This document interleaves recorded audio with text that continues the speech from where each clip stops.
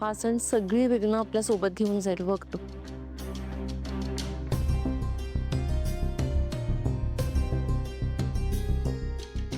सावली, काय झालंय?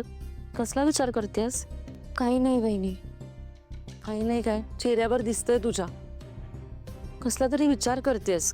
काय झालंय सांग. सणासुदीला असा चेहरा पाडून बसणार आहेस का? काही नाही, मला काळजी वाटते. मी माझ्या घरच्यांना यायला नकार देऊ का? का? काय झालं अचानक? कोणी काही बोललं का? एवढी सगळी तयारी केलीस आणि ते अर्ध्या वाटेत पोचले सुद्धा असतील, असं माघारी पाठवणार आहेस का त्यांना?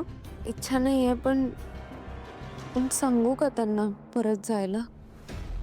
आणि असं केल्याने त्यांना वाईट नाही का वाटणार? आपली मुलगी लग्नानंतरच्या पहिल्या गणपतीला आमंत्रण देते आणि परत जा म्हणून पण सांगते. वाईट वाटेल त्यांना, पण ते माझे आई बाबा आहेत ना, ते मला घेतील समजून. ते फार प्रश्नही नाही विचारणार. आणि किती दिवस समजून घेतील? हे बघ सावली,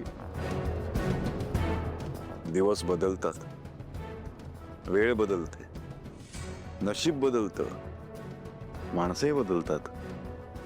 सगळ्यांनी बदलायचं असतं. माझ्या घरच्यांनी पण बदलायला हवं, तुझ्या घरच्यांनी सुद्धा. जास्तीचा विचार करू नकोस, तू त्यांना बोलव. अहो, पण तिलोत्तमा मॅडमना टेन्शन आलंय. कसलं टेन्शन आलंय? सण चांगला साजरा झाला पाहिजे याच टेन्शन आलंय ना. हे बघ, मागच्या वर्षी जशी परिस्थिती होती या घरातली किंवा वातावरण होतं, तसं यावर्षी नाही.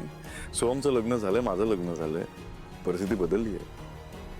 2 नवीन घरं या घराशी जोडली गेली आहे, त्यामुळे नवीन माणसं जोडली जाणारच.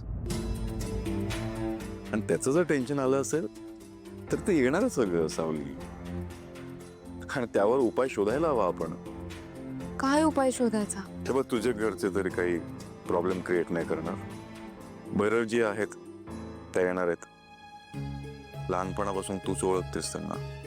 हा, त्यांना समजव, त्यांच्याशी जरा बोल, काय म्हणणं त्यांचं बघ, त्यांना समजावून सांग, समजतील त्या. बघ, प्रॉब्लेम पासून दूर नाही पडायचं, प्रॉब्लेमला फेस करायचं. काय? आणि मला विश्वास आहे तुझ्यावर, तू सांभाळशील, त्यांना समजवशील. हा, आई बापांना बोलू.